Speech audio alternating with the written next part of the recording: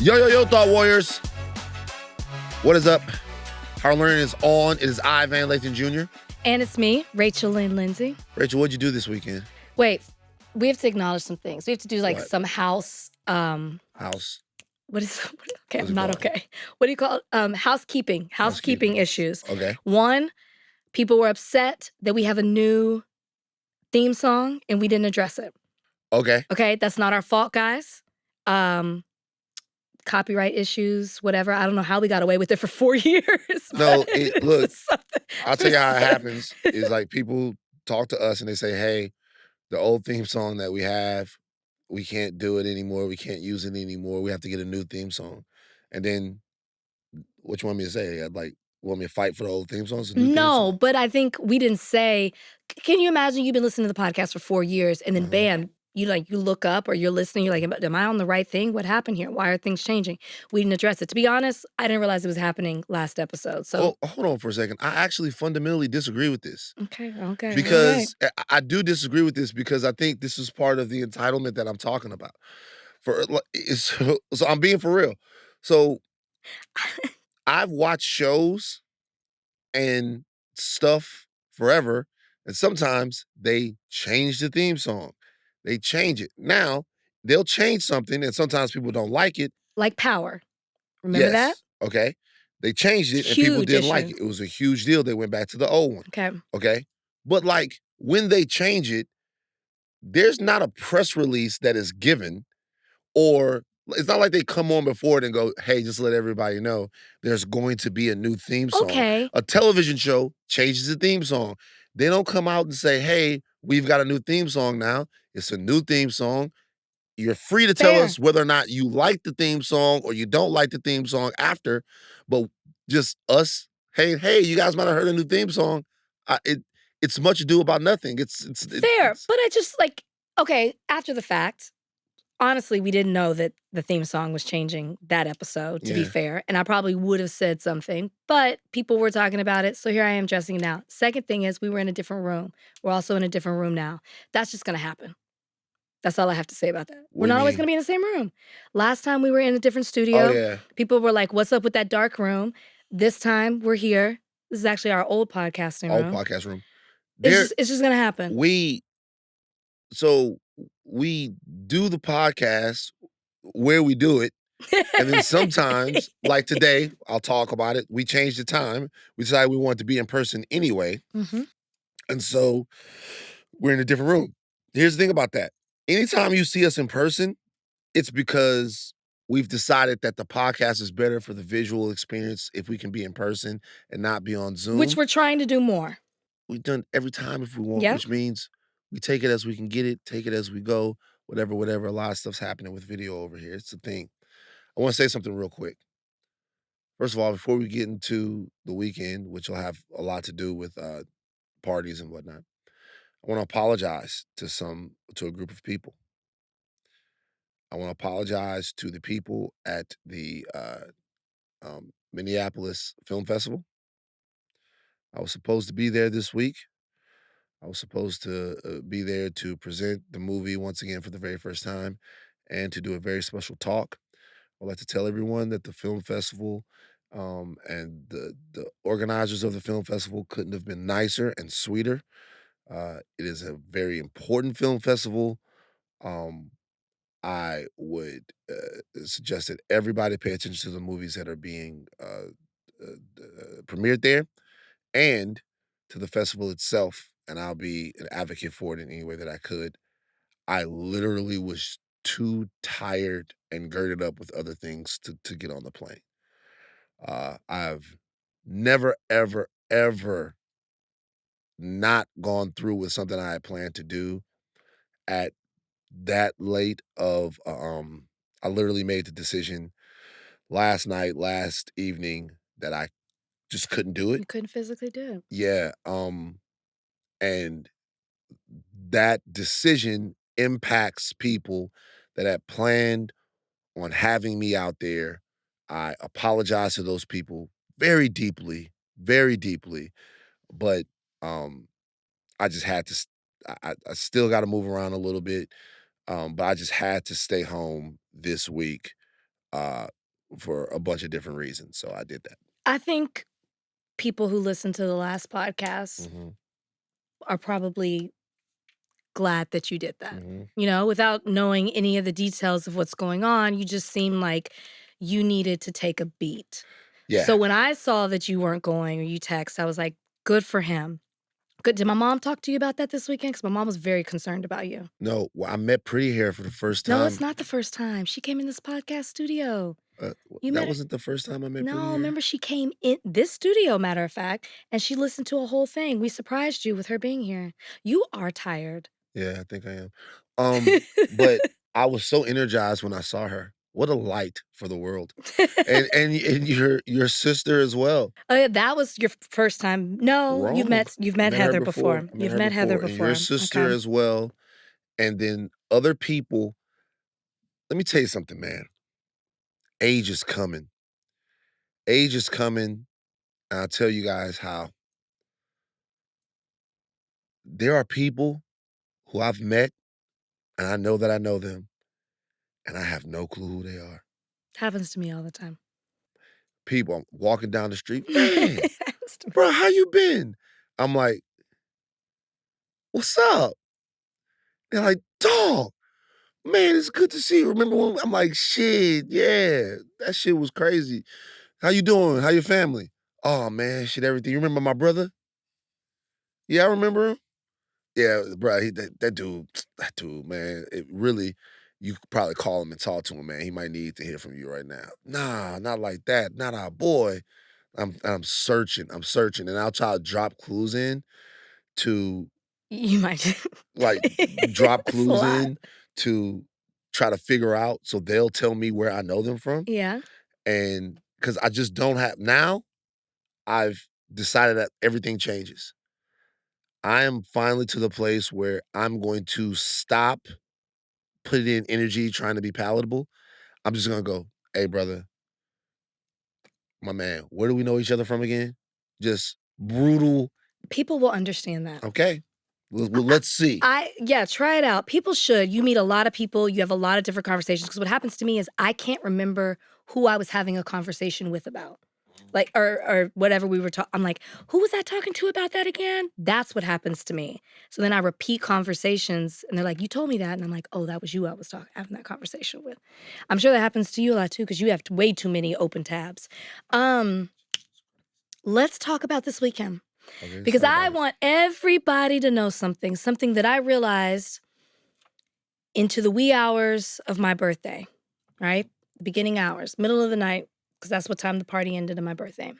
The playbook is a myth. Interesting. I'm here to tell all you guys, I know how excited you are about it.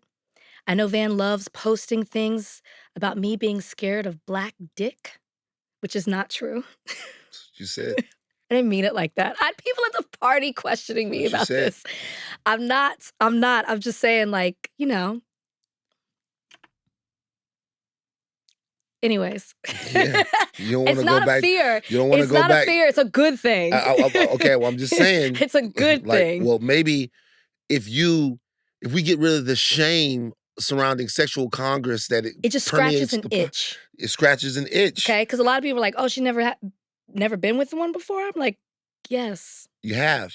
That's what I was trying to articulate to people, and I didn't. Obviously, and I know Ashley was working with you because I kept asking Ashley to cut that clip, and that clip never came out. Ashley No, was trying she did not. Ashley did not tell me a thing. she I just eventually did it. saw it on social media. Yeah, I just put it up there. Shock the people with it. It's a hilarious clip. And I think people everyone has well, everyone has their own thing. We can't fight people's things. There are certain things that people are gonna wanna believe Get the about you. don't Certain people things are gonna be we can't fight people's things. I put it up there. The clip spoke for itself. You first of all, everything that people were saying in the comments was like refuted by what was actually on the screen. Yeah, You say you had it's never been with black men before. it's You what didn't people say wanna I asked believe. every single thing I asked you, was it size? No. Was it this? You said no. Addictive personality. It's all in the clip if you watch the clip. The caption was some of my best The work. caption was great. Yeah. I'm never gonna take it away from you. I'm gonna Yeah. acknowledge greatness Mhm. when something's funny. It was good. But the playbook is a myth, okay? So this weekend, Kalika and I had a birthday party, but it True. also turned into Van's birthday party. Very sweet. Um, his friends came from They Louisiana. surprised me with the player proof. Surprised them. I didn't even know they were coming. It He was one of didn't the know. greatest moments ever. So all this time where he's, and got the pictures we're gonna put up of the moment where you saw them for the first time. All this time where Van's on the podcast, like, how's your birthday? Oh, my birthday was terrible. I thought, my God, he does not even know that his friends are about to surprise him this weekend. So it was really sweet to see. And Kalika was like crying. And I was like, your makeup, girl, your makeup. Yes. This is your birthday. Right. But it was a beautiful moment. But it was your birthday too. Your name was on the screen. We're celebrating it. It really turned into Van's birthday because he started inviting people. Like I felt like the first hour of the party, I had to keep coming to you because there was a list and saying, who is this person? Who's this person? Oh, Van invited them. Oh, they're on this person's list. All right. So then I started thinking, wow, this could be a really great opportunity for the playbook to be in action. Right. Right? My birthday, along with Kalika's, I'm looking good, feeling good. This is an opportunity for me to meet some of these men. Yeah. And you failed me. Mm-hmm. I didn't meet anybody. Didn't walk away with a number. Wasn't introduced to anybody new. And I thought to myself, and I said this to you as we were walking out, the playbook is not real. Yeah. It is not real life. Hate to disappoint anybody. This is probably our last playbook conversation. It won't be. What this will actually be is a dissertation in how things become ahistorical. Okay, so let's go back and let's look at this party. And let's look at how this party was handled from the jump. And let's talk about how the playbook intersects with this party. Allow me a little latitude. This party was at a venue in Venice. Rachel and Kalika took the planning of this party on Venice very seriously. Very seriously. It's very serious planning the party. Okay. And the whole time that the party is being planned is Rachel and Kalika making a guest list for the party, inviting people to the party. And I'm being told that there is a set number of people that can come to this party. Now, the people that I invited to this party, let me tell you why I invited the people that I invited to this party. I invited the people to the party that I invited for me so that I would have somebody to hang out with throughout the night. You have to remember, I did not know that my friends were coming. That's true. And by the way, it wasn't just friends from Baton Rouge that you guys surprised me with. My dear friends, Simon and Cleo. Shout out to Nick because Nick fucking helped, May. Let me tell you something. list. I want to clear out real quick. I love Nick. Nick helped with the list. I want to clear out real quick, just real quick about Nick May. You guys, I want you guys to go follow, support, and love on my brother, Nicholas May. Nick May is one of the most amazing, solid, dependable people that I know. Like, seriously, if I got $100 million right now, if someone just gave me $100 million, I would give Nick 15.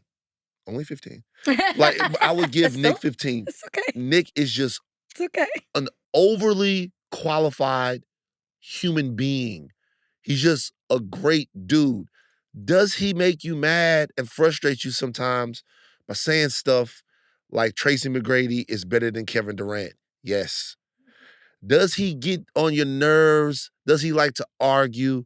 Yes. But if you have 5 people that you have to have in your foxhole that you really can rely on, depend on, and that you want to see do good, my brother Nick is one of those 5. Yeah, he's great. He's a fantastic guy. Back to what I was saying. So, I did not know that any of these people were coming. I didn't know that my dear friend Lawrence was going to be there, Simon, Cleo, any of the people that were coming. I didn't know they were going to be there.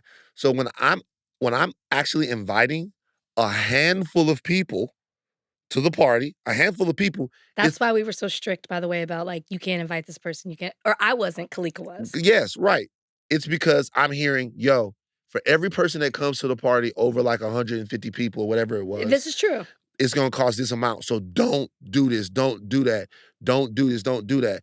And so I'm inviting people that I know from around here so we can hang out. Waz, shout out Waz for coming by. Kerm, you fucked up, you didn't come by.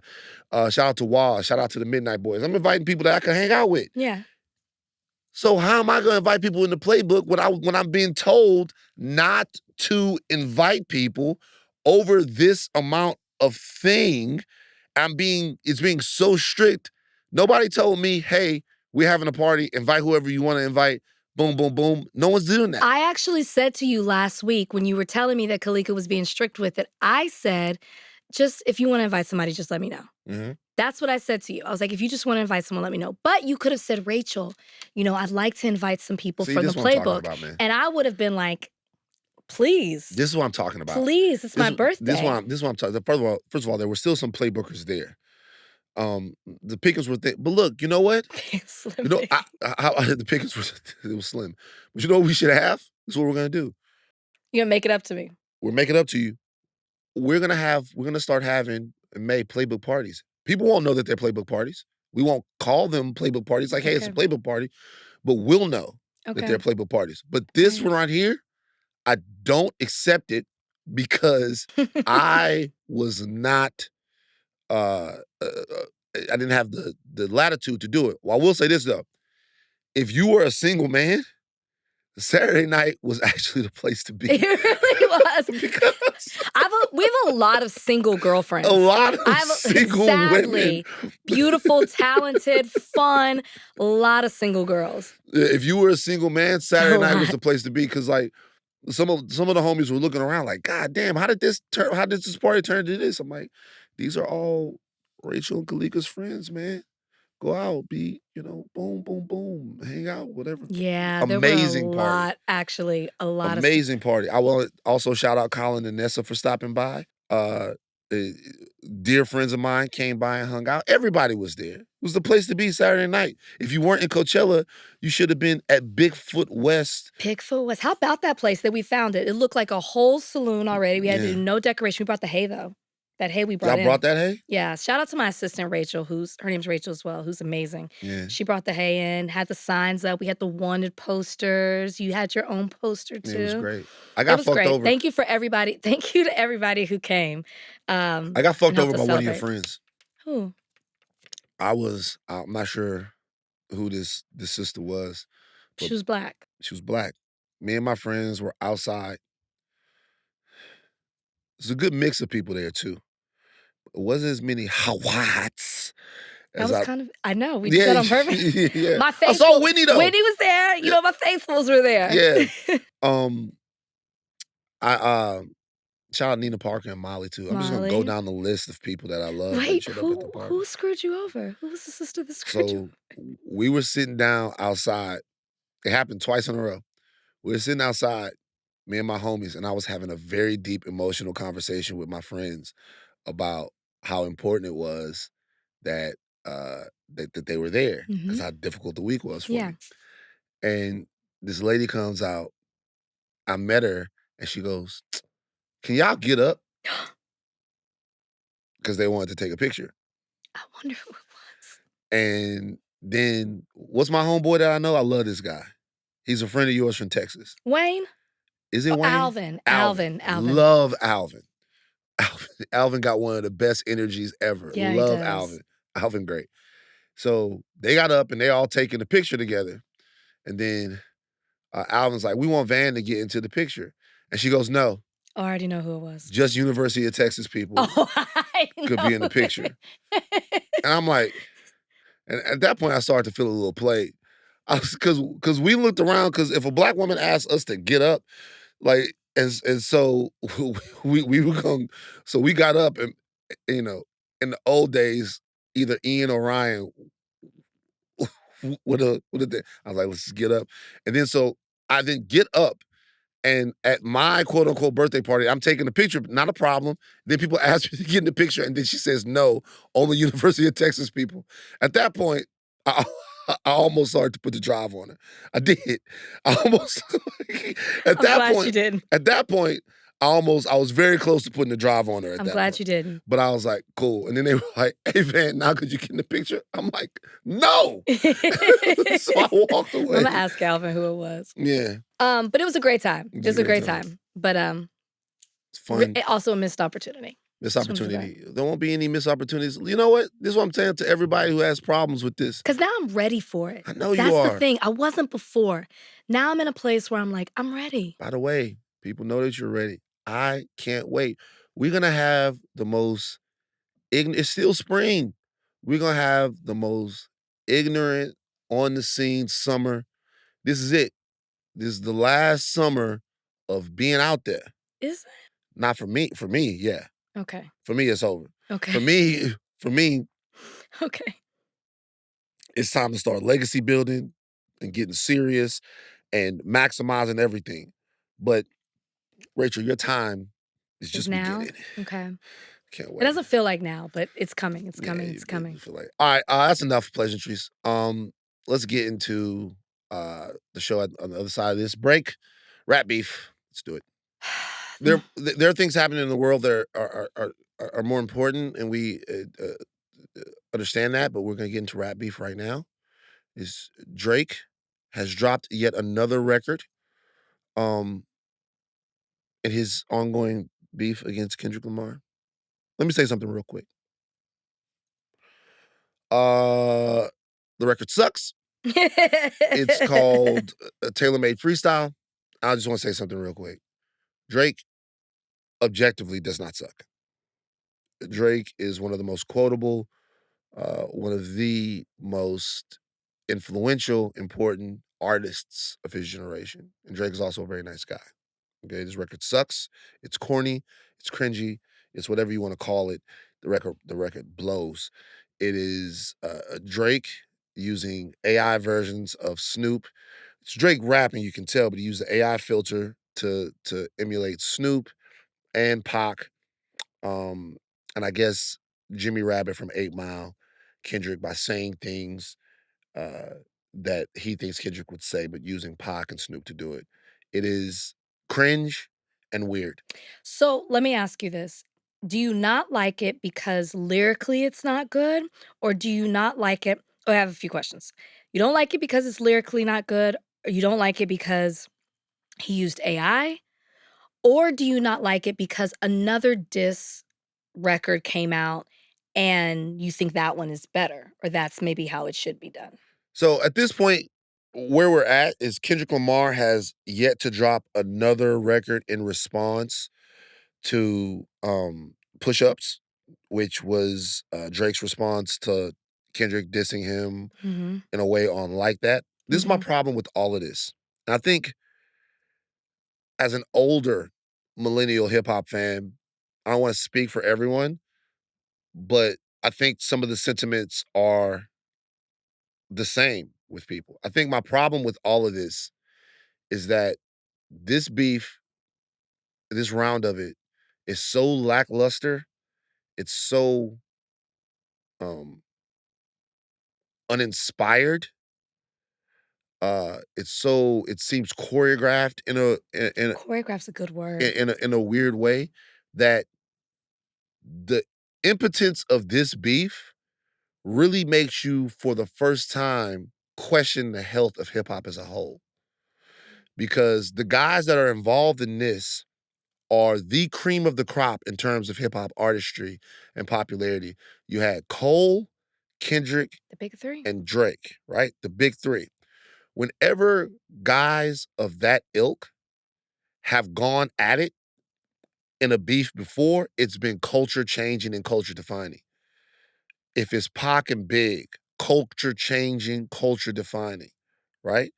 If it's Hove and Nas, culture changing, culture defining. New terms come out. Like it shifts the alliances and dynamics of hip hop. New alliances form. Some old alliances are gone. Like people lose jobs, gain jobs, new rappers emerge, other side beefs emerge. All of that happens. It's culture changing and culture defining when titans like that go at it. That's why ultimately, even though there is a lot of static and foolishness that's involved, it's ultimately good for the game. Now, Big and Pac had some other stuff going on that didn't really have much to do with their beef. Like Tupac was not killed over a beef with Notorious B.I.G. Mhm. He wasn't. But there was some other stuff that was going on there that made that one a little bit more sinister. And the fact that those guys end up losing their lives, when you look back on it now, you wonder, was all the animus worth it? And obviously, you don't ever want anyone to be in that type of situation. But normally, out of this stuff, you see new eras of people's career embarked on.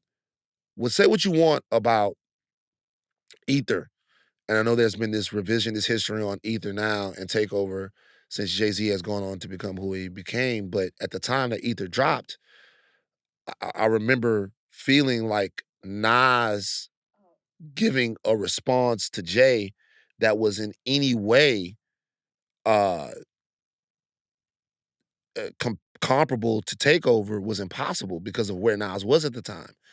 But that beef, that response really honestly spurned or it started a career resurgence and renaissance for Nas into some of the best rap that we've ever gotten and some of the best rap for Nas. Nas felt threatened. Nas hit the heavy bag. He doubled down on his talent. He doubled down on who he was. And now what we've seen from Nas since has been nothing short of glorious in terms of rap. All of this stuff is what's supposed to happen. With this, it's just not happening like that. It's not. It's not happening like that. These records are barely good. The music is not great that's coming from this. Cole bowed out, which from a hip hop perspective was disappointing. But now, from a life perspective, he's the only one that had any sense. I apologize deeply and sincerely to J. Cole for any opinions that I had because J. Cole must have seen the fuckery written on the wall and just been like, why am I end up doing this for the next 2 months? I'm sorry, I was wrong. He looks like the smartest He person looks in like the the room. smartest one. And like there's nothing coming out of this. No great records, no great lines, no great nothing. It everything that people say about hip hop, like the game is in a weird place, like the feeling is gone, all of that. If you were to base your opinion on the game off this beef, it's the same shit everything else is. A bunch of playing, a bunch of memes, and fake shit that we can't tell whether it's real or not. Okay, when Kendrick first dropped his verse on Like That, that wasn't the take people had, right? Like nobody was saying it was trash or corny or anything like that. It was like, oh, Kendrick did this or whatever, right? The bigger response came to how J. Cole responded to Kendrick. Yeah. I would think that what Drake has put out so far with push-ups and the tailor-made freestyle, you're kind of giving him enough rope to hang himself in the sense that Kendrick's probably like, why would I respond to this? What's the point of this? Kendrick has to respond. Does he have to? Yeah, he does. Because you have to respond. Okay, let me ask you this about something that you said. Because you said that I apologize for raising my voice. Everybody, when I raise my voice, I wasn't screaming at Rachel. No, that time you weren't. That time you weren't. Yeah. But that time, you talk about the health of hip hop. Is it just the people? Like, is it just that is this a different generation, a different set of rapper? The way it used to be just doesn't exist anymore. And you could say that in the way that people rap, the songs that they put out, the albums they put out, the beef, since that's what we're talking about, it's just not the same anymore. So you're asking something of these people that they're just not capable of producing because they've never been those artists that you referred of. And this isn't a knock to their I'm not a knock because I'm a fan of, some of the rappers we're talking about. Rappers. Yeah, I'm not. Some of the greatest of all time. But when it comes to what hip hop was to what it is now, maybe you're asking something of them that they are just not. Last thing I say about this, and I'm not saying that you're wrong. Look, everything changes, everything evolves, everything becomes new, right? Yes. But when people are talking about the health of something, even when you talk about the health of America, what you're essentially talking about are the fundamentals of it. Mm-hmm. You're not talking about cosmetically how it sounds to you or whether or not there's an evolution involved that you can get behind. You're talking about the fundamentals of it. Are the fundamentals of whatever you're discussing, are they healthy? If you're talking about America, sure, there'll be different ways to make money. The financial system will change and evolve, right? The question is the American worker, which is a fundamental building block of the American economy, how healthy is that person? And that question will never expire. There's no expiration date on that part of the fundamentals of what makes America a place where the economy works. If the American worker does not find success in America, then you're going to see an America that's not as healthy as it was before. Doesn't matter if he's working in retail, if he's working in industry, if he's working whatever, he or she got to work. The question now becomes, are the fundamentals of hip hop as we understood them in a healthy place? And how could it be when we don't even know who's rapping? Think about this. I'm not talking about we don't know who's rapping in terms of we don't know who wrote the raps. Right, I get you. We don't know who's rapping. We're not sure who's rapping. When I'm talking about the fundamentals of it, I'm not a hip hop historian. I'm not Sway. I'm not Ninth. Sway, a gentleman and a scholar. Ninth Wonder, all of these guys. Charlemagne, all of these guys who know so much about this. I'm not those guys. I am a dedicated hip hop fan since birth, though. Like, really born into it first grade when I heard I'm Bad. I'm listening to all these records. I'm doing all of this. Like, the fundamentals of it, how you talk your shit, hip hop being competitive, rapping, writing your raps, reflecting not even your genuine life, but your genuine life observations. You know what I mean? Your genuine life observations. All of these things, the fundamentals of it, rhyming, beat making, all of this stuff. Like, I'm looking around and I'm like, yo, I don't know if these things are healthy, man. I can't. I'm listening to something. I'm like, yo, is this AI or is this real? I'm not sure if it's AI or if it's real. Then we don't know that. And then he uses AI on the song. He's rapping and then making his shit sound like people have done this before. Hey, I'm gonna act like I'm gonna write this from Tupac's perspective and stuff like that. But like rapping the shit and then sounding like you Pac and then sounding like you, that's some white boy shit. I don't give a fuck what And thought nobody that that talking would be about. like, that would be cool, like, that I would don't be know. well received. That's almost the worst part. You put it out there and thought, like, "This is gonna hit." And something that last thing I'll say, I keep saying last thing I'll say. There's something else about this, is that also the audience has changed. That's very true. So being that the audience has changed, there's no real way to litigate this stuff anyway. It don't matter anyway. It's a dick sucking contest. It's a stand contest. Bruh, Jay-Z was on top of the world. He was the number one rapper of ever, right? He was on top of the world, right? He drops Takeover. He solidifies his stranglehold on New York City. Mhm. Solidifies the stranglehold on New York City. Solidifies it, right? Boom. Like, it was him saying, you know what? I've reached a point in the game that honestly, some of the other guys that I was even compared to, nobody really wanted to say it. Nobody wanted to say it.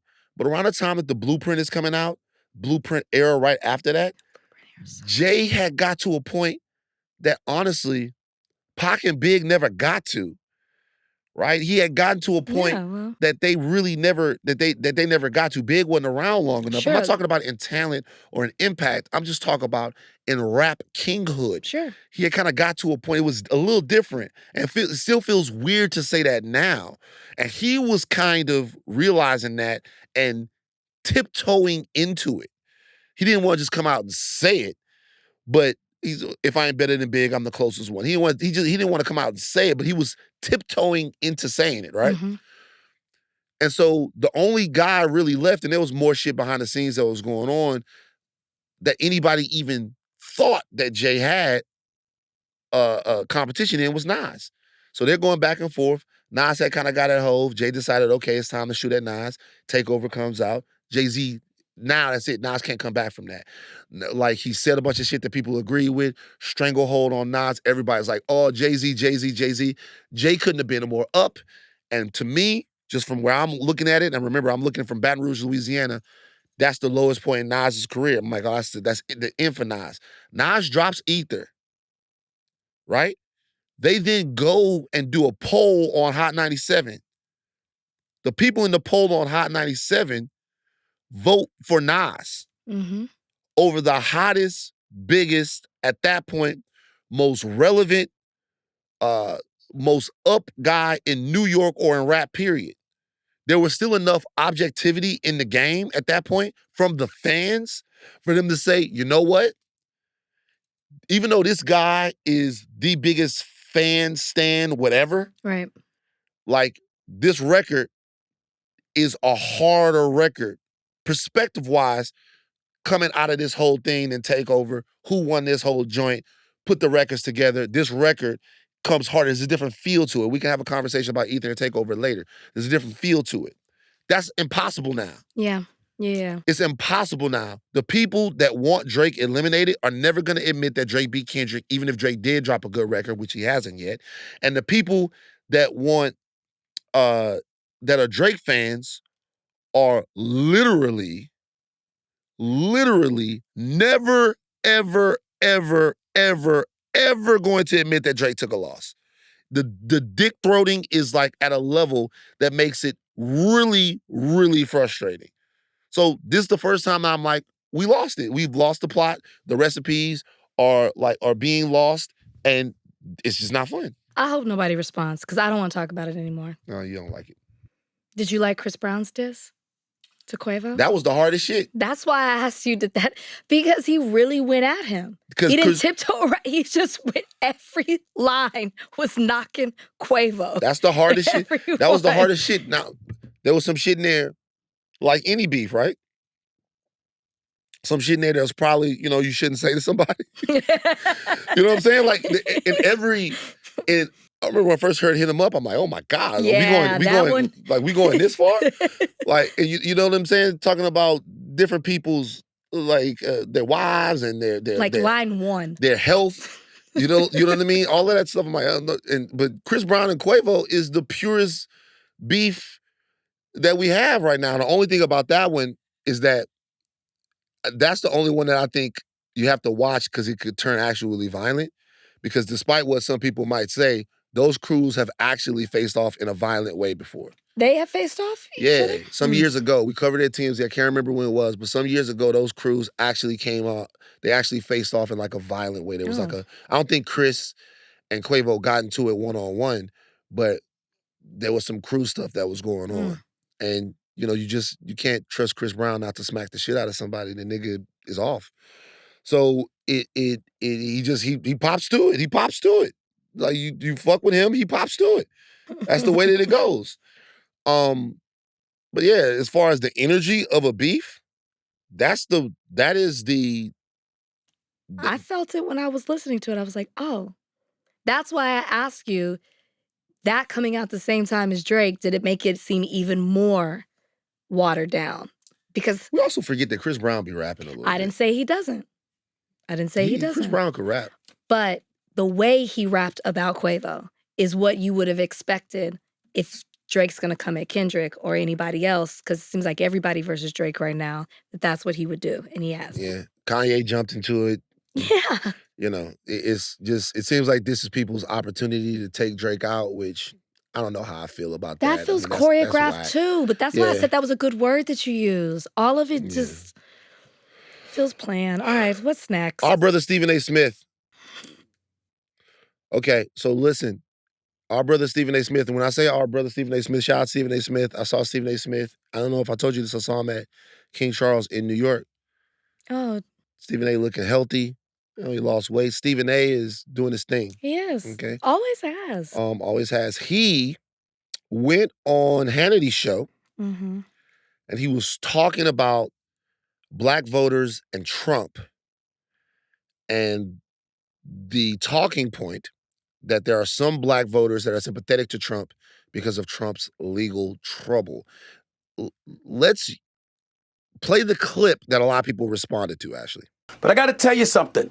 As much as people may have been abhorred by Donald Trump's statement weeks ago, talking about how Black folks, he's hearing that Black folks find him relatable because what he's going through is similar to what Black Americans have gone through, he wasn't lying. He was telling the truth. When you see the law enforcement, the court system, and everything else being exercised against him, it is something that black folks throughout this nation can relate to with some of our historic, iconic figures. We've seen that happen throughout society. So no matter what race, what ethnicity you may emanate from, we relate to you when you're suffering like that because we know we have. And that's what he articulated. That is the clip there. The reaction was swift. From everyone. It was, from everybody, yes. From people who are friends of Stephen A. Smith, like Roland Martin, from organizations like the NAACP. Came out and responded to that. Yeah. And then Stephen A. Smith responded. Now, actually, do we have a little bit or any of Stephen A. Smith's response? I don't even know if it was like a 20-minute response. Yeah. But there was no specifically addressing that comment. It was more of, how could you come at me as if I'm not pro-Black or as if I'm pro-Trump when I've said this, this, this, this, and this. And he goes on a 20-minute rant about it instead of acknowledging the statement that people had an issue with. What he did say, though, is that his answer was in the context of Black people who are voting for Trump.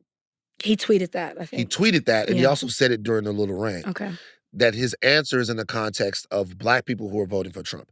Black people that he's asking to speak from the perspective of Black people who are voting for Trump.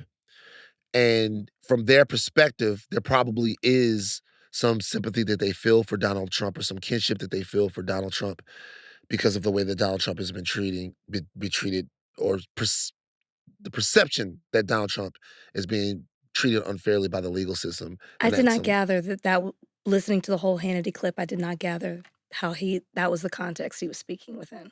Right. So, look, this is the thing. I'm not familiar with Stephen A. Smith's opinions on Donald Trump and who he's going to vote for. I got familiar during this. He said that he can't vote for Donald Trump. Donald Trump has done too much. He believes there'll be a civil war. He believes there'll be a civil war. Donald Trump is too dangerous. He doesn't want to vote for Donald Trump. I'll say this, though. The disappointing thing is not what he said, even. Because if we're being honest, what he said is something that's been said by people since these indictments against Donald Trump first started. Like, hey, the right has said this many times about different things. Hey, Black men or Black people like Donald Trump because Donald Trump is gangster. Black people like Donald Trump because Donald Trump puts sneakers out. Black people like Donald Trump because Donald Trump is a businessman. He's got his money. He's got his money up. It's like Black people is like Donald Trump because Donald Trump is under criminal indictment. Two things about that. Number one, when they talk about why Black people like Donald Trump, it's either directly transactional with, giving out stimulus checks, or it has to do with his cult of personality, right? Like who he is or who Black people think that he is, which, fine. Yeah. Those things are more telling about what they think we respond to than anything else. True. Now, in terms of Stephen A. Smith, I do feel like how incredulous he was in the response to the criticism was a little bit annoying. I agree. Because if you go on Sean Hannity's show, and he talked about this, he says, I go on all kinds of shows. I've gone on, he said Bill MSNBC, Maher, Abby Phillips. Abby Phillips, all that. And he asked, when I met him, he was on King Charles, right? Mm-hmm.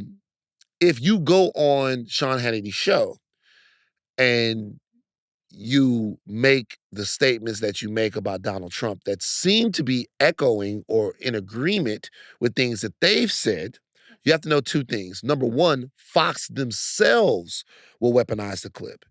They, as part of what they do intellectually, they'll say, hey, here's Stephen A. Smith, a surrogate for American cultural Blackness, saying this is why people like Donald Trump. That's number one. And number two, the fact that a lot of black people look at that as a cultural away game, they're not wrong. I don't think that black people are wrong for looking at an appearance on Fox News. Not saying that people shouldn't go on Fox News, but I don't think black people are wrong for looking at an appearance on Fox News as a cultural away game. It feels like Fox News is continuously doubling and tripling down on some of the worst tropes, some of the most inaccurate, misinterpreted things about Black Americans and putting them out there in Front Street. It feels like it's part of not just what happens on Fox, but a part of the apparatus there.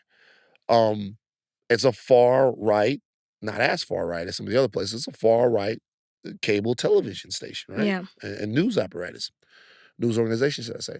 So going on there and saying that, which is something that they've been saying, obviously there are people that are not going to want to hear that and are going to do their due diligence to disprove it. So it's like if you're gonna go on there, go on there, drop your nuts, say what the hell you gotta say, and then live with whatever the critique and the consequences are of that intellectually. But I don't understand why this is not just with Stephen A, with anyone anywhere, where you would go to a place knowing the perception of how people look at it and then come back and chastise them when the place that you've gone and talked about these things and espouse these views and the views themselves are inaccurate. They don't represent what Black people feel is true about themselves. They don't represent how Black people want to be viewed in terms of we love everything criminal and we gravitate towards everything criminal and we have sympathy for every criminal that's ever been prosecuted. Like, we don't want that. So when people come back and they take you to task for it, or they speak at cross purposes to it, I don't understand the chastising that came from him on the other side of it. Yeah. I think that it was more about being right than it was about, because he constantly says, I don't care, right? That's the part that I find interesting. I don't care. I don't care about this. I don't give a damn what people have to say. But then you go on your podcast and you're constantly trying to prove how you aren't the things people are accusing you of without specifically addressing the statement that was at issue. It's not even just how he presented Black people to this Fox News audience, which, to your point, Sean Hannity wouldn't have him on. They talk about being friends. That's how he introduces him. Stephen A. Smith doesn't like to say he's my friend. And Stephen A. is like, well, I am your friend. I would imagine Sean Hannity knows how Stephen A. was going to answer that question before he even brought him on. Stephen A. Smith has to know that as well. Yet he still goes on, still tries to pretend like he's shocked or doesn't understand why people are coming after him when he knows the exact reason he's brought on to Sean Hannity and who he's speaking to. But I would say, too, it wasn't even just how he presented Black people to this audience. It was also the watering down of Trump, which is why when he went on his podcast, he's like, no, I've said this, this, and this about Trump. Obviously, the comparing us Black people and our struggles to Trump and the way we've been discriminated against is wrong. But just the lack of knowledge of the fact of why Trump is being indicted, or not indicted, why he's on trial and what he's on trial for. And the sentiment that he was giving was as if it shouldn't even be happening, right? We've talked about before about the timing of it. Yeah, sure, like that's politically influenced. But the fact that there is enough evidence to show that he is tied to this crime or committed this crime and he's rightfully being prosecuted for it. There's enough to show that, especially when you tie that with Michael Cohen and him already being convicted. I don't understand why Stephen A. Smith goes on these podcasts and isn't well-versed, it seems like, in everything that's going on and makes these generalizations when it comes to Trump and watering down what the real issues are with him, and then gives other people the permission or perpetuates these ideas to this audience of, oh, Stephen A. Smith says that, he represents the Black community, then that must be what all Black people think. Or Stephen A. Smith doesn't believe that Trump should be indicted, and it's just like a silly case that they're just doing because the Dems can't win in another way, Right. but isn't well versed to talk on it. So a couple of things. Number one, I think on some of these other places, uh, that there are enough Black voices that um the single voice of the Black person like isn't weaponized in a really specific way. So meaning like I go on CNN. I'll be on CNN this weekend, right? Mhm. When I go on CNN, I give my opinion, but there are a lot of Black people on CNN. And But not Fox. not Fox. And so my point, and so I mean, there are Black people on Fox. I don't want to diminish the fact that they have Black people on Fox. They do have Black people on Fox. But what I would say is like in a lot of in a lot of the spots that we see prominent Black people on CNN, you don't see them as much on Fox. So when you get somebody on Fox, a lot of times you're getting someone to speak directly to the Black audience. Right. And when they're speaking to the Black audience, it almost seems as if the people that are on Fox know what it is that they're gonna say. Now, I will say this: the Riley Factor in the past was a show that was different about that. Like you didn't see that as much. You saw he would have Mark Lamont Hill on there. He would have like whatever you think about Bill O'Reilly, and obviously Bill O'Reilly is a sleazeball, but um, that was a show that was a little bit more open and because it was a little feistier of a show. Um, so when Stephen A goes on there, or when other people go on there, you're going on there specifically to talk to the Black audience and to say certain things. But he tries to act like he's not. Right. He honestly might not be saying anything that he wouldn't say anywhere else. But you'd have to know that that's your function on Fox. Another thing is, I think a lot of what got Stephen A triggered or upset or made him respond was the idea that he is a sellout or that he is in somehow a weak Black man or a hidden right wing conservative that doesn't have the best interests of Black people at heart.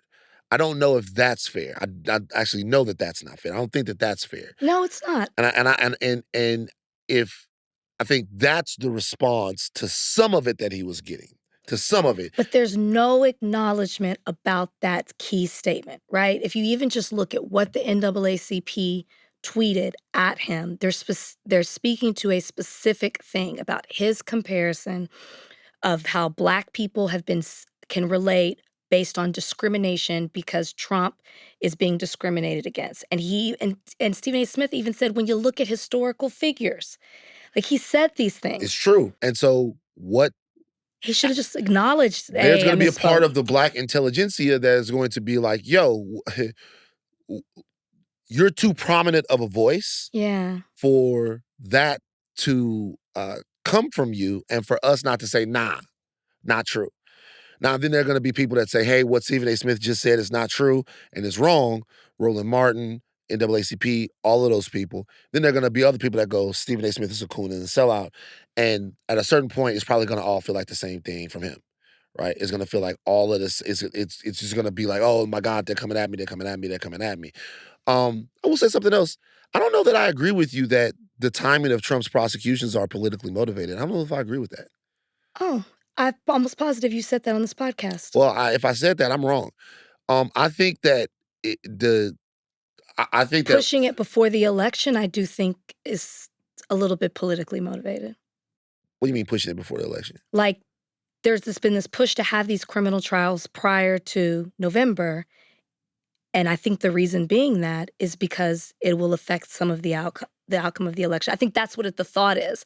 And I'm not saying that, he's got all these felony charges against him, 34 in New York, 88, 90 or something like that total. I'm not saying that he shouldn't be prosecuted. I'm just saying I do think that there has been this push to get it done before the election. Yeah. So it's interesting. I think that's an interesting, and we'll talk about that in a second. I think that's interesting. I think it's interesting as we segue into something about the election. I think that's interesting. I think number one, I don't know if it's necessarily politically motivated to want to have something adjudicated before someone runs for the highest office in the land. I don't think it's motivated by, I think you want to have the issue settled particularly if it's an issue involving election interference or Sure. something like that, you would want to have the issue settled. I don't know if it's to uh the way I would look at it. I don't I'm know if not it's saying it. necessarily to wound him, because what I would say is if Trump beats if Trump loses, like if Trump beats the case up in New New York. York, the Alvin Bragg case, the hush money case, if he beats that case, it'll be like steroids to his political campaign. Sure.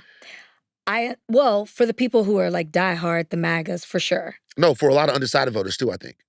You think they have the Stephen A. Smith sentiment of that they went after him for? I think there are a lot of undecided voters because when you look at swaths of people, they're still amongst likely voters. There's still voters, like 10% of voters that are undecided. There's still a large portion of voters in the Republican Party that say if Trump is convicted in New York, that they don't feel comfortable voting for him. I They think, don't feel comfortable voting for him. right. Got you. I think that if he were to be acquitted on that case, then it would be a major shot in the arm. So to me, it's risky either way, especially once we realize that people didn't care about the indictment as much. It's risky either way. But I think with that case, but even the Georgia case, they were trying to get done before, and I well, understand. you would want to get it done before. I do, but I also think a little of that is, yes, I'm not disagreeing with the reason you're saying, but I also think some of it is, like you. And I want people to be clear. I am not saying he should not be charged, because that's what Stephen A. Smith was saying, at least with the New York case. He was trying to say this wouldn't be an issue if he wasn't running for president.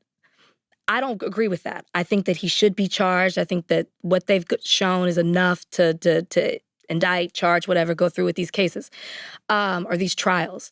But I do think the push has to do with November. And that it will, hopefully, some of it. I'm not saying the only reason. I'm just saying the timing of it I get all. what you're saying. Not the reason he's being charged. So I'll say something else.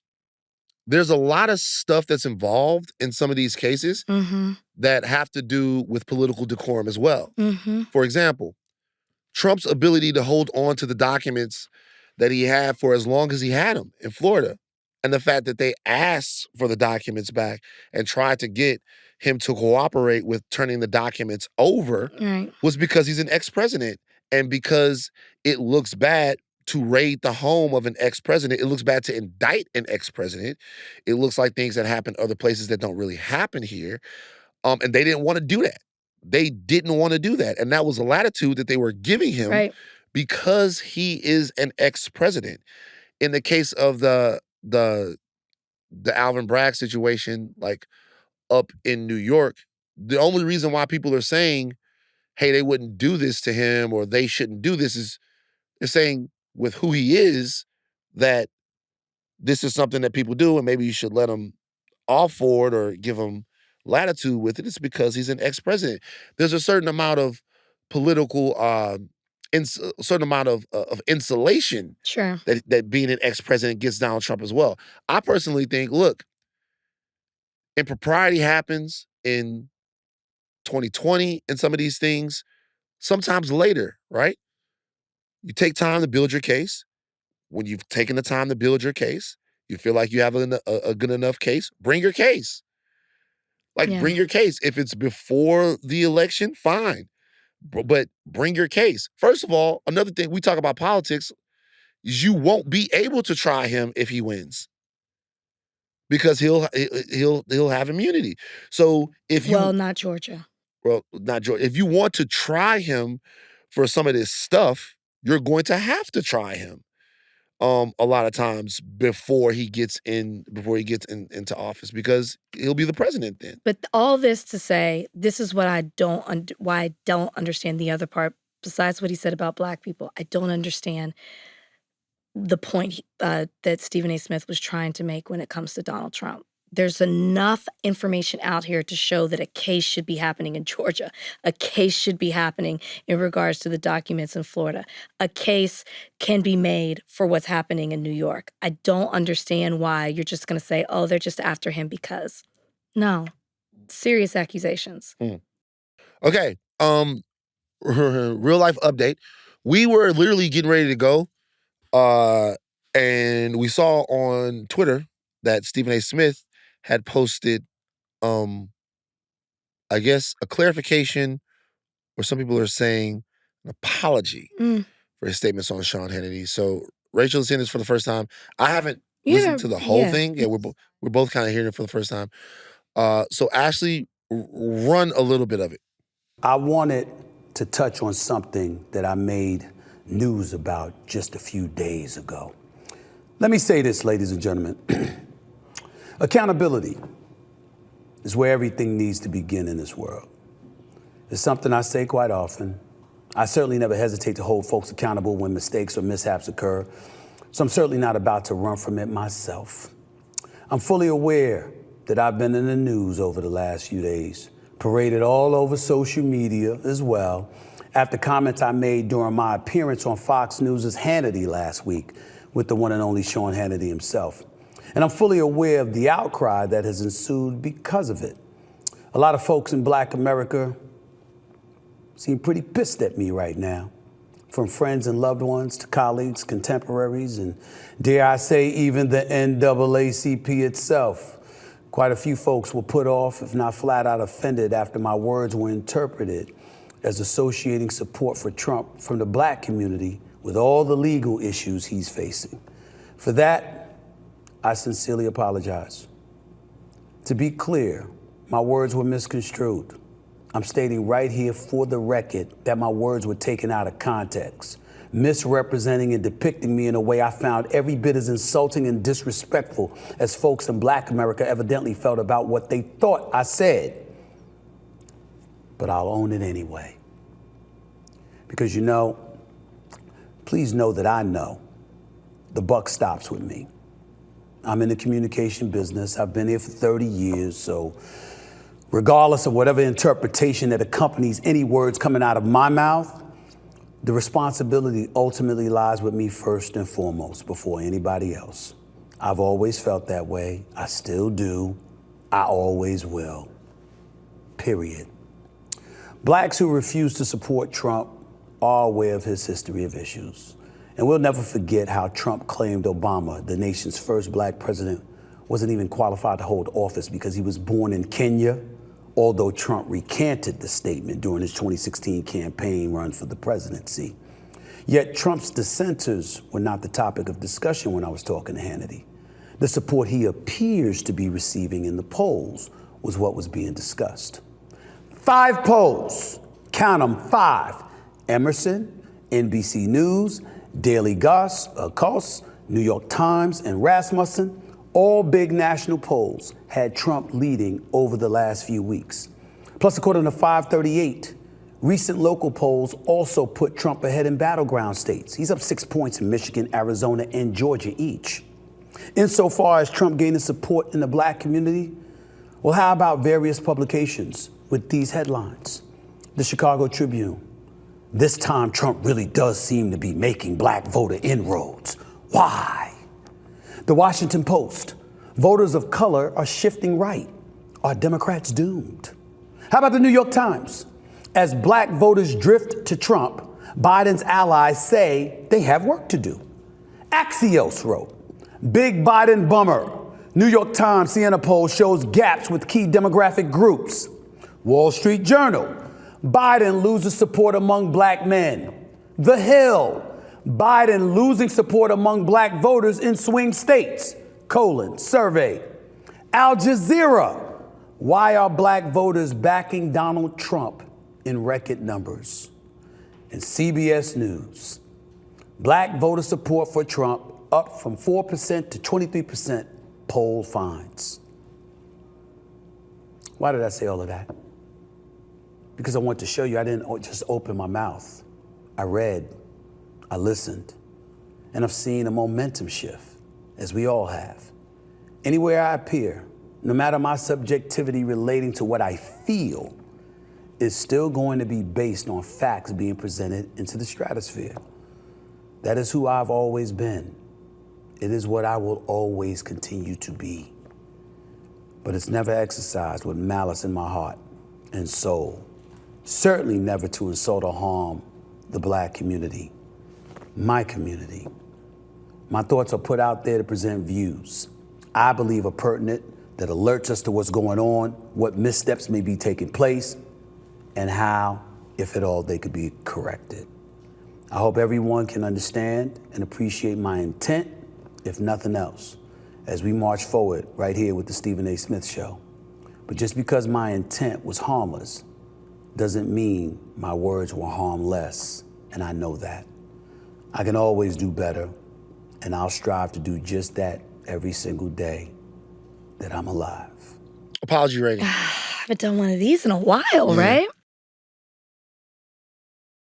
First half, like the first minute, I mean, you got to give it a solid 6, 7. Okay.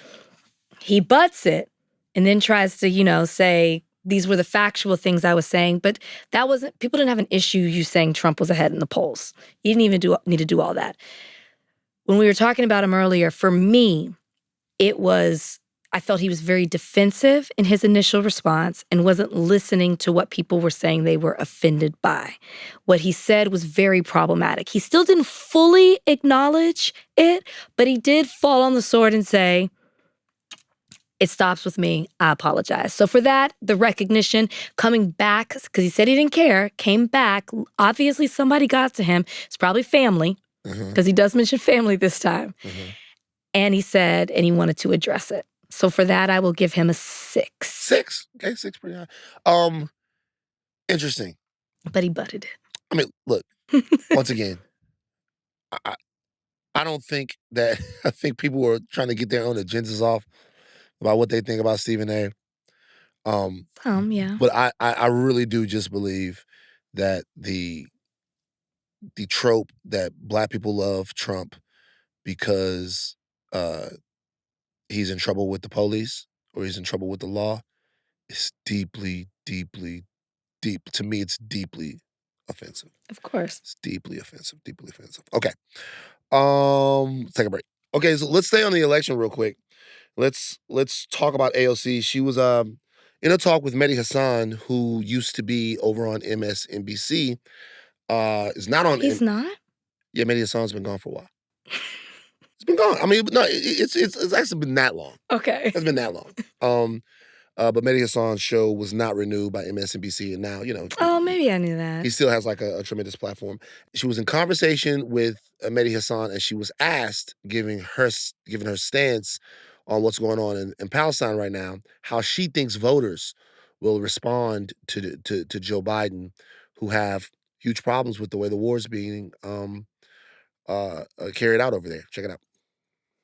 What do you say to a young progressive or an Arab American who says to you, I just can't vote for Biden again after what he's enabled in Gaza? What do you say to them? I mean, I think everyone comes to this prospect and this conversation with a different history, different background, what they bring. For an individual Palestinian American that has had their family killed, there is nothing, I am not here to lecture anyone. I also think that this election is more, in my personal view, I believe this election is about more than the president. And also, it's not just one election that's happening. We're having hundreds of elections. Yes. The balance of Congress, the balance of the House, the balance of the Senate, and the presidency.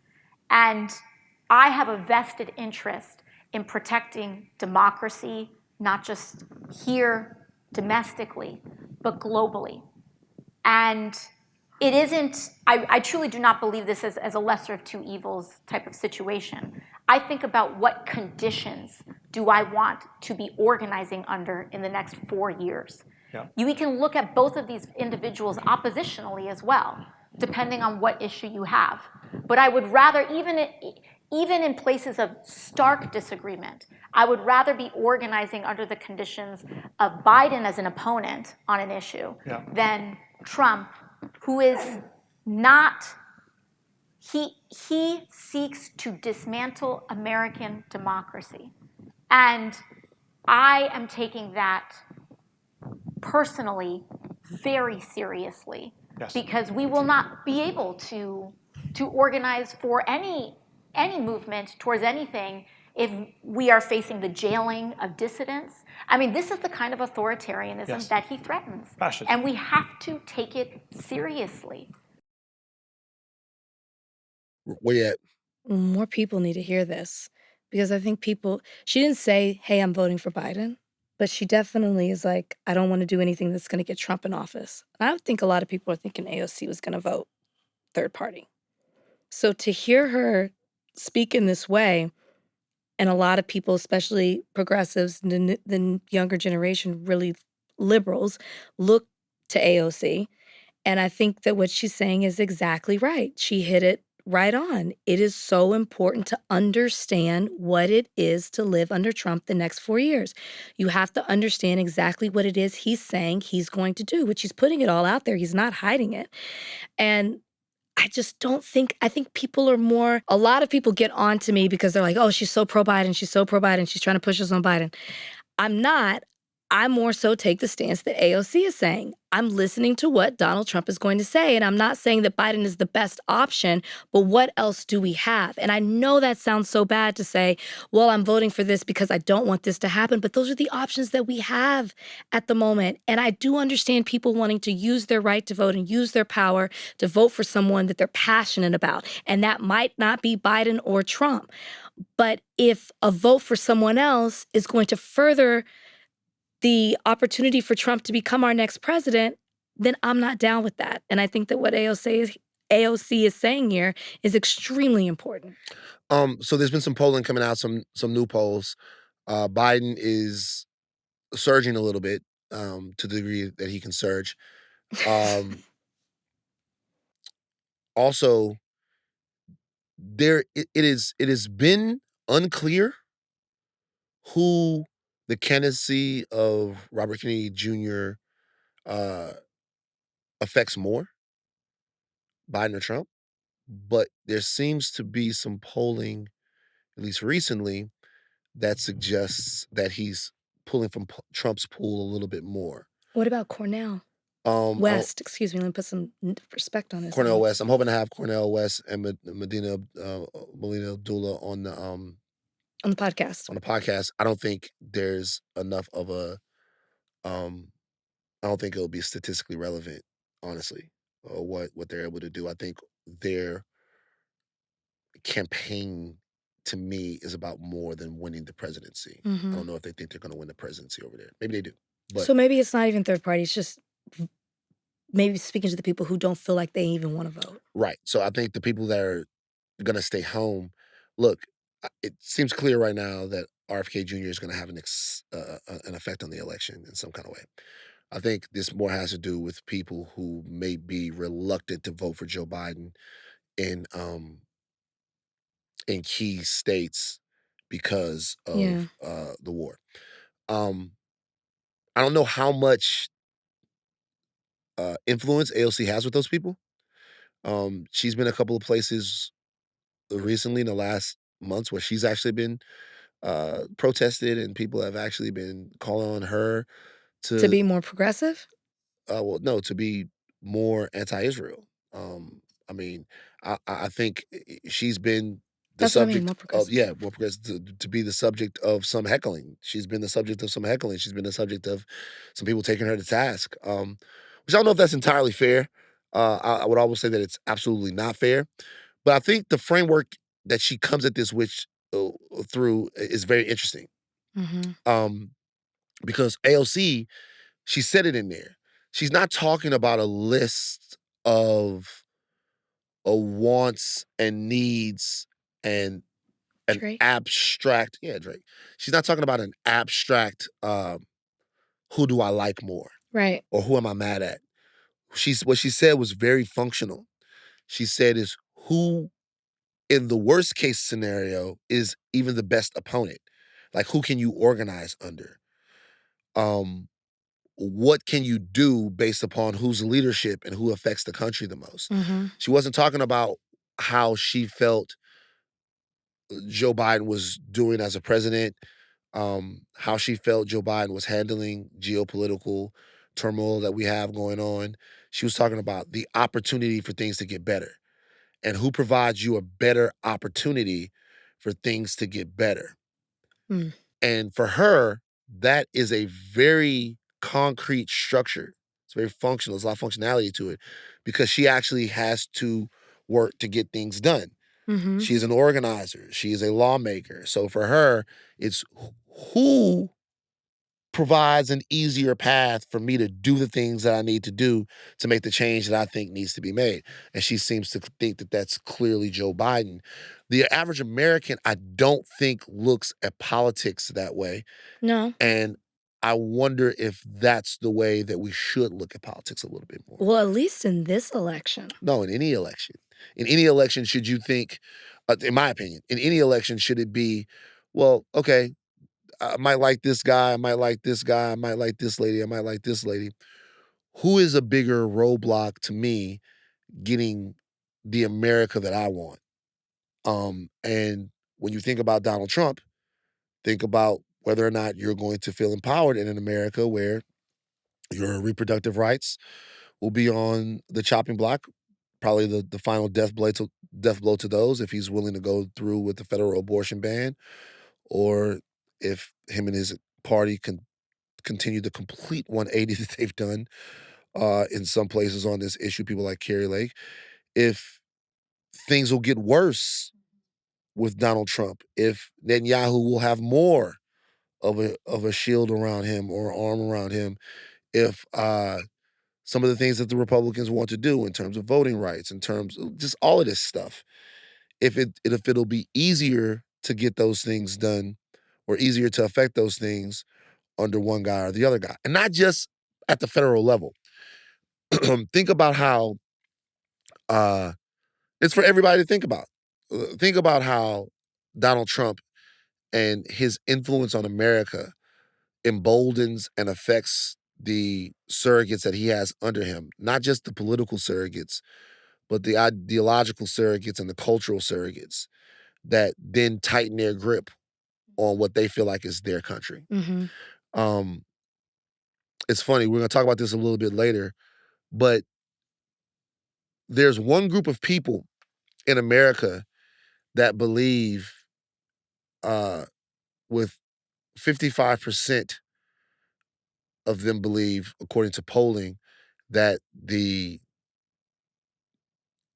uh, Confederate flag isn't a symbol of hate. There's one group, one section of the country that is white, non-college educated voters. Hmm. They believe that the Confederate flag is not a symbol of hate. That's also the same group that goes for Donald Trump the most. The overlap there, I heard that stat when I was looking up the research for another topic that we have coming up. But when you think about that, those are the people. I'm not making a specific uh, observation about college or whatever. What I'm saying is, those are the people that have their guy, and they didn't get to make the country the way they see fit. Mhm. Uh, and that's a question that everyone has to ask if you're really ready to cede the country to those people. So I thought what she said was it actually reorganized my feelings on things Did a it? little bit. Yeah, for sure. For sure. Yeah, 'cause you've been anti-Biden. That's not true. I haven't been anti-Biden. See, this is the games that people play. I'm gonna go Stephen A. Smith on your ass one of these days, man. Well, I like Stephen A. Smith. Yeah, but like the way he be getting at people, I'm It's gonna do part of that. his charm. I'm gonna do that to you. Okay, Tate Reeves proclaims Confederate Heritage Month in Mississippi, April 2024. Confederate Heritage Month, 31-year-old tradition that started in 1993.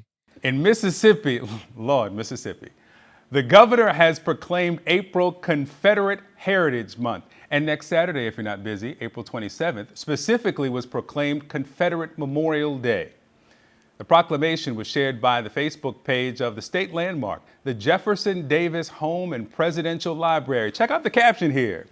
They invite you to come celebrate with us. Celebrate with you. Your thoughts on this, Rachel? What do you I think? didn't even know this existed, did you? I celebrate it every year. Well, our states are two of the states that have celebrated it, even though post-2020 it seems like most states don't. But Mississippi is still going strong. Seems they do it every year. I did not know April was Confederate History Month. Our birthday month. Our birthday month. And then I started looking at it and I'm like, when did this start? You already said it, 1993. And I'm like, who was pushing this? Obviously, we know it was somebody white. I could have assumed it was a white male or a group of white males. And then I saw it was the Sons of Confederate Veterans. And then I started looking up Which I that could be in, by the way. Why don't you? I was talking to somebody Why? about it. Did you look up membership? Like, I was talking to somebody and we should go do it just to fuck their shit up. Because you have to be a man. You have to be a man and you have to be the descendant of a Confederate Because there's a officer. woman group. It's like United Daughters of Daughters. Confederacy, Yeah, yeah. something like that. And then I saw that the Southern Poverty Law Center said that, because the group is like trying to water down what it all means, right? It's like, oh, it's not about slavery. It's about unity and, whatever else that is that they say. But they said that a significant membership overlap with the SCV is with the League of the South. And that organization defends slavery and claims that the federal I'm not even going to read all of that. But it defends slavery. It's a racist group, right? It's a racist group. So, which we could already probably assume, right? The people who are behind this obviously are trying to pretend that Heritage Month is really about honoring the South, preserving the South, honoring those who fought, for this country, but they don't really want to talk about the reasons that they fought for this country. None of this is really shocking to me. I think it was shocking that there was a month, but when I saw that it's Mississippi that it's doing it, I'm like, such are things in Mississippi. Yeah. Let's take a little dive into it. Just a little bit. I don't want to get too much of the stench on us. Let's dive into it a little bit. I'm going to read something real quick. It excites you. You're trying to join the group. Shut up. This is from Alexander H. Stevens. This is a Cornerstone speech. It's March 21st, 1861 in Savannah, Georgia. I'm going to try to be quick in reading this speech, but I'm going to read the whole thing. What year? 1861. Okay. It's the vice president of the Confederacy at this point. We are passing through one of the greatest revolutions in the annals of the world. 7 states have within the last 3 months thrown off an old government and formed a new. This revolution has been signally marked up to this time by the fact of its having been accomplished without the loss of a single drop of blood. I was proud of that. This new constitution or form of government constitutes the subject to which your attention will be partly invited. In reference to it, I make this first general remark. Cornerstone. It aptly secures our ancient rights, franchises, and liberties. All the great principles of Magna Carta are retained in it. No citizen is deprived of life, liberty, or property, but by the judgment of his peers under the laws of the land. The great principle of religious liberty, which was the honor and pride of the old Constitution, is still maintained and secured. All the essentials of the old Constitution, which have endeared it to the hearts of the American people, have been preserved and perpetuated. Some changes have been made. They form great improvements upon the old Constitution. The subject of internal improvements under the power of Congress to regulate commerce is to put at rest under our system. The power claimed by construction under the old Constitution was at least a doubtful one. It rested solely upon construction. The true principle is to subject the commerce of every locality to whatever burdens may be necessary to facilitate it. If Charleston Harbor needs improvement, let the commerce of Charleston bear the burden. If the mouth of the Savannah River has to be cleared out, let the sea-going navigation, which is benefited by it, bear the burden. Not that bad, right? Sure. It's okay. All right. The new Constitution has put at rest forever all the agitating questions relating to our particular institution. African slavery, as it exists among us, the proper status of the Negro in our form of civilization. This was the immediate cause of the late rupture and present revolution. Jefferson, in his forecast, had anticipated this as the rock upon which the old Union would split. He was right. Okay. What was conjecture with him is now realized fact. But whether he fully comprehended the great truth upon which that rock stood and stands may be doubted. The prevailing ideas entertained by him and most of the leading statesmen at the time of the formation of the old Constitution were that the enslavement of the African was in violation of the laws of nature, that it was wrong in principle, socially, morally, and politically. It was an evil they knew not well how to deal with, but the general opinion of men of that day was that somehow or other, in the order of providence, the institution would be evanescent and pass away. This idea, although not incorporated into the Constitution, was the prevailing idea at that time. The Constitution, it is true, secured every essential guarantee to the institution while it should last, and hence no argument can be justly urged against the constitutional guarantees thus secured because of the common sentiment of the day. Those ideas, however, were fundamentally wrong. They rested upon the assumption of the equality of races. This was an error. It was a sandy foundation, and the government built upon it fell when the storm came and the wind blew. Our new government is founded upon the exact opposite idea, or should I say exactly the opposite idea. I'll say that again. Our new government is founded upon exactly the opposite idea. Its foundations are laid, its cornerstone rests upon the great truth that the Negro is not equal to the white man, that slavery, subordination to the superior race, is his natural and normal condition. This, our new government, is the first in the history of the world to be based upon this great physical, philosophical, and moral truth. Now, I read that entire thing for two reasons.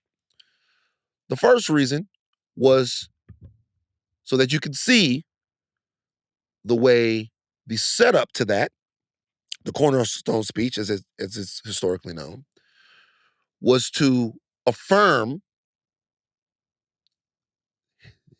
Stephen's idea of freedom, what he thinks freedom to be. And he qualifies that he thinks freedom is the freedom that's outlined for free people in the Constitution, and that they are maintaining that constitutional freedom. Mm-hmm. That they are saying, hey, we don't have any differences in what we think freedom is. Freedom was set aside in the Constitution. Hey, Magna Carta, hey, whatever, series of laws or whatever, it's the same. Where we differ is that, in his opinion, the slavers that framed the country were begrudging slavers. That they, in some way, were hypocrites because they believed that slavery was morally reprehensible. Jefferson was a student of the Enlightenment. So the formation of his intellectual philosophy, his societal philosophy, was based in abolition, because Mm-hmm. that's what the Enlightenment really talked about. Not specifically, but that was part of Enlightenment thinking. But Jefferson was a capitalist like any other capitalist, and so slavery was part of his birthright, and he took his birthright, whatever. But he says we're different. The basis of the society that we want to build, the way that we see the world, the way that we look at the world, is based upon the fact that Black people are inferior to white people and therefore should be in slavery in perpetuity. And that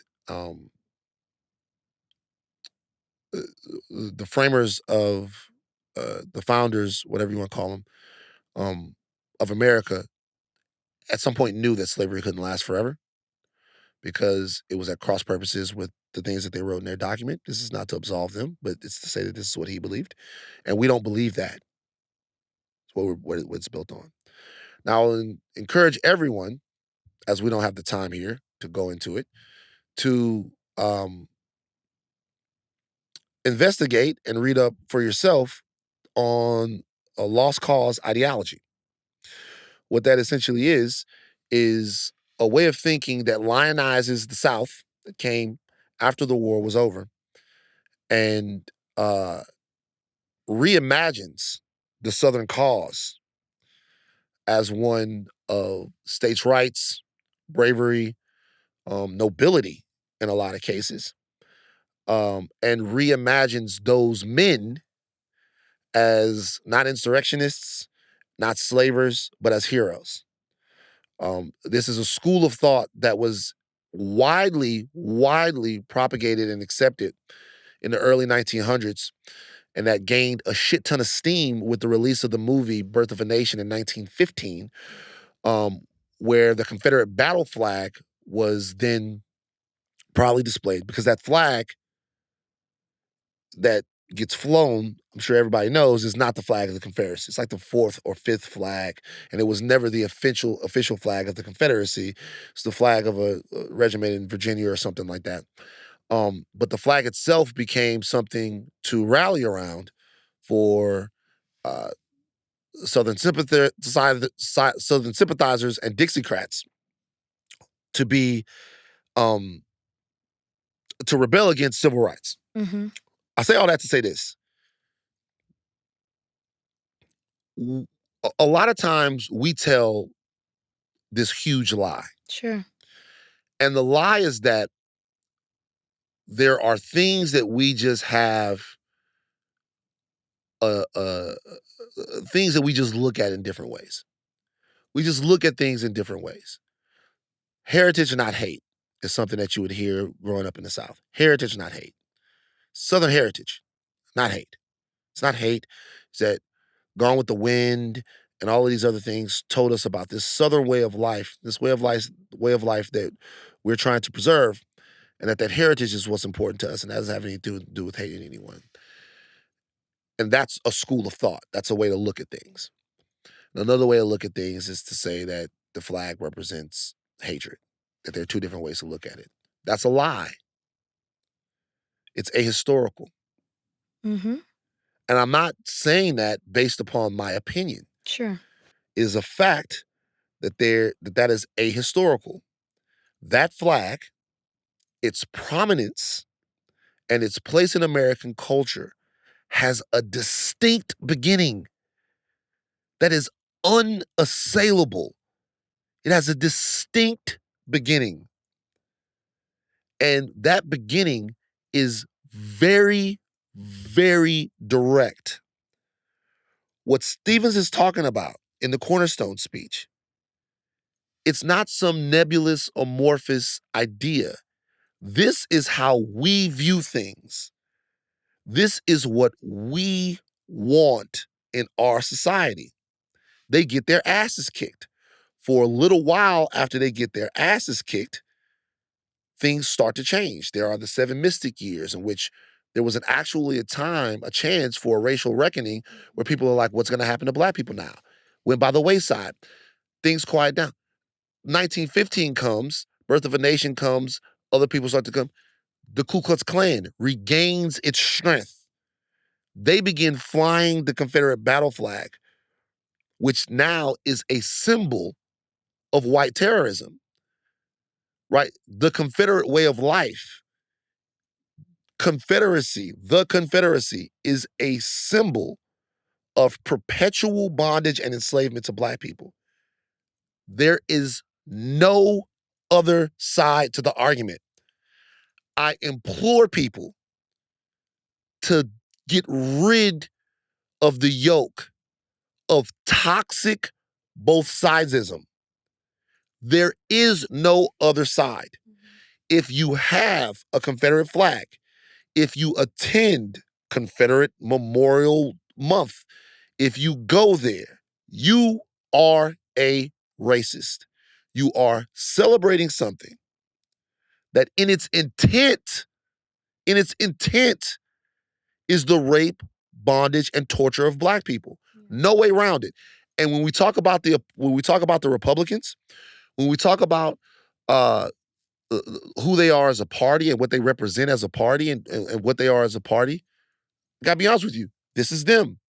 The modern Republican Party has to coddle and bring these people into their tent because these are the people that make up their base. Mm-hmm. The Republican governor of Mississippi devoted a whole month to celebrating the perpetual and everlasting bondage of black people, as stated by the architects of the Confederacy. That is the truth.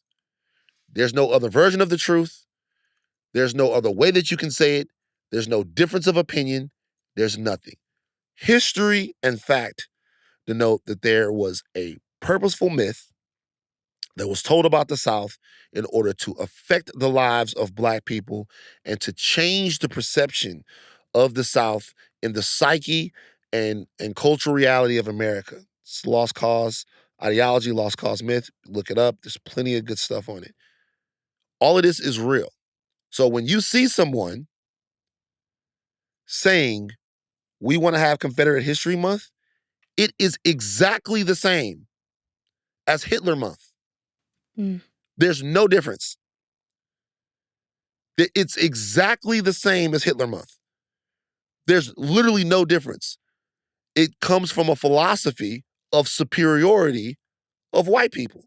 It comes from a philosophy of the mongrelization of an entire race of people. It's the same thing.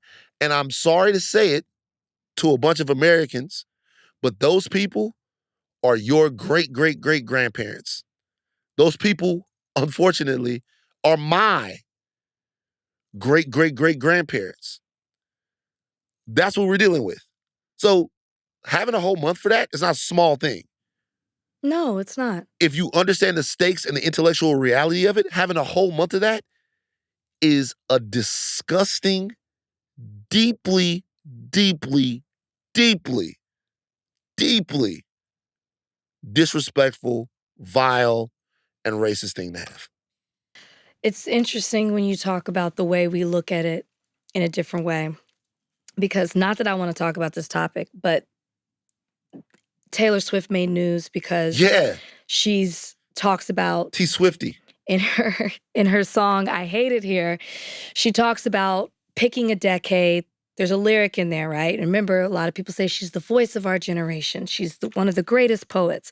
There's a line in there where she talks about how her friends go back and pick they play this game where they pick decades that they want to go back to. She picks the 1830s. But she says, I want to do the 1830s without the racist and without women being sold off to the highest bidder. And it upset a lot of people, and rightfully so. The rest of the lyrics in that song, talk about how the problem with playing this game, and I'm generalizing here, or the problem about going back and saying, I wish things were back like this, or I want to go back to this time, is that we romanticize nostalgia. And that's the point of the whole song. And so, yeah, it was a stupid line. She definitely could have done it better. But the point is that we romanticize these things. And that ties into exactly what you're saying about the people who want to fly the flag or who want to do these reenactments of the Civil War or want to honor a time that existed in our history. But they want to cut out the reality of the situation and what was really going on and what it really meant. And instead, they want to pick apart something that they find that was great, or they want to water it down and say, oh, it really wasn't that bad. This isn't what it is. Oh, we stand for this. It's really about unity. It's really about honoring, those who we lost that are a part of our heritage. But the reality is, no, it wasn't. For all the reasons that you just said, it was a terrible time, as was the 1830s. In general, by the way. In the 1830s, we do that. We do that with everything. Got the shit in the hole. Like this. Can I say something now? Yeah. I mean, some people do it with everything, but I'm gonna give you a small pushback. Please. We don't do it everything. Do we romanticize 9/11? No. But The point listen. is not an event. We don't I know. romanticize an event. Okay. We might romanticize the early 2000s. Do we romanticize Nazi Germany? It's not. The So, point I in know, the song is not events. I know. The point is time period. No, I'm talking about a time period, Nazi Germany. I'm talking about 1930 but that's to one, 1940. But people might say, "Oh, in the 1940s, this happened." Yeah, like that's my point. I know, but understand what I'm saying. Though. Yeah, and it's not to be argumentative, even though it is a podcast. It is. You're totally being argumentative, but I'm pointing. But look, but let me tell you why. And maybe I am, but let me tell you why. Because there are certain periods in time that I'm telling you they're not going to romanticize. Like they're not. There might. There are certain things that the world looks at. They're point to you like this before I fall all over my words. History is a decision. Mm-hmm. People think that history is a set of facts that you look back on. No, history is a decision. It's a decision. It's a decision that you make. It's a decision that you make intellectually, and it's a decision that you make emotionally. And there was a decision made when you talk about the Holocaust or you talk about Nazi Germany. Sure. There was a decision made. And that decision involved a lot of people. The decision was, hey, this was an incredibly disgusting and putrid time. The people that perpetrated this are the lowest of the lowest scum. For two reasons. The first reason being the Holocaust and the people that were drugged into concentration camps, 12 million people. Yeah. And killed and maimed and experimented on and starved, tortured, right? The second reason being that Hitler started a war and that war killed 3% of the world's population. Like fundamentally changed the world, right? So these people are crazy. They're bad. It's almost like they're aliens. They swooped in for a while. We had to purge them, destroy them. You can't even own Nazi paraphernalia in a lot of places. And when it's illegal. And when people see that you have, like think about it right now, if you walked into somebody's house right now and they had an Iron Cross or a swastika or a Hitler Youth knife or something like that, you'd immediately turn around and leave. Sure. Right? But think about the homes that you've been around in the South where people might have had rebel flags or might have had, it's not the same way. The reason why it's not the same way is because a different choice was made. Like a different choice was made. We shouldn't romanticize anything. Or I don't know. There's certainly things we shouldn't romanticize. But I'm telling you, when it comes down to the Confederates and this particular part of American history, a very specific choice was made. The first choice was to let it go. Okay, we need them to come back into the Union, right? We need the economics from the South. I mean, slavery's gone, but there's still a lot of land. We still have to repair the Union. So the first, the first choice was to let it go. And then there was a second choice made. The second choice was to romanticize it. There was a cultural choice. In the movie The Searchers, probably the great. My mom loves that movie. Do you know John Wayne's character in the Never Searchers? seen it. In The Searchers, John Wayne's character is an ex-Confederate soldier. He's the hero of the movie.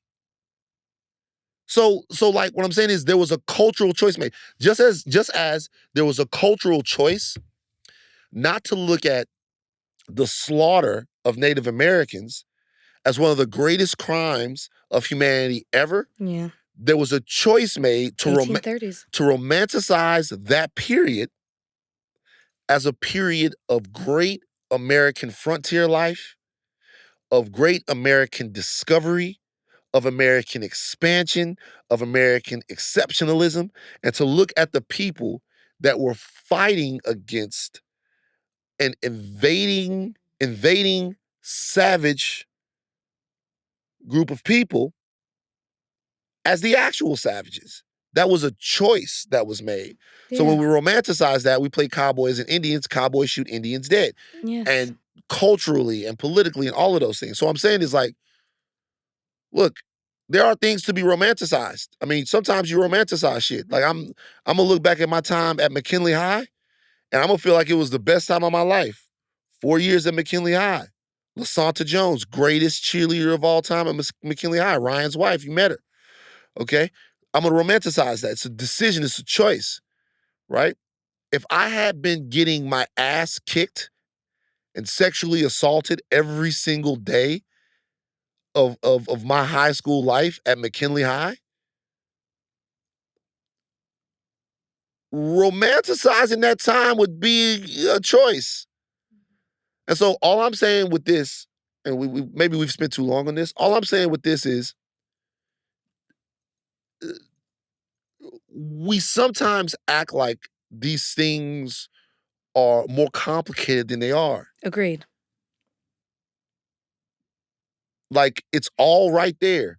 Just be responsible for what it is that you don't know. Just literally take 30 minutes. I'm gonna give you guys 3 things. 3 things for homework.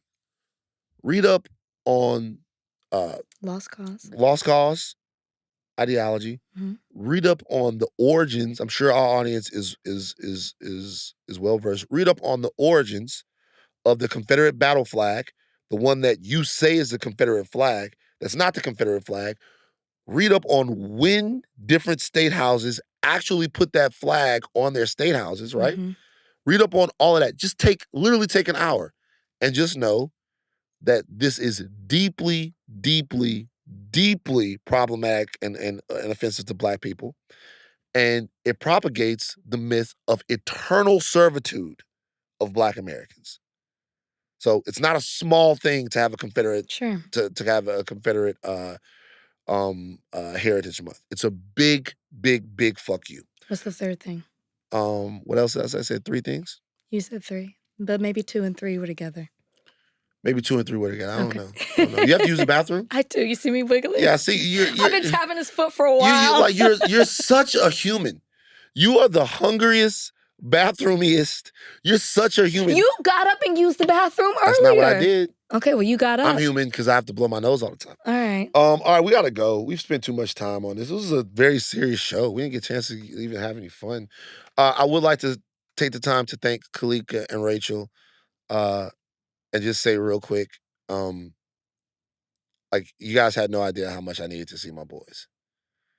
You guys had no clue. Kalika did. Kalika, like little mouse. I had no idea how much I needed to see my boys, and it was one of the single most amazing things anyone's ever done for me.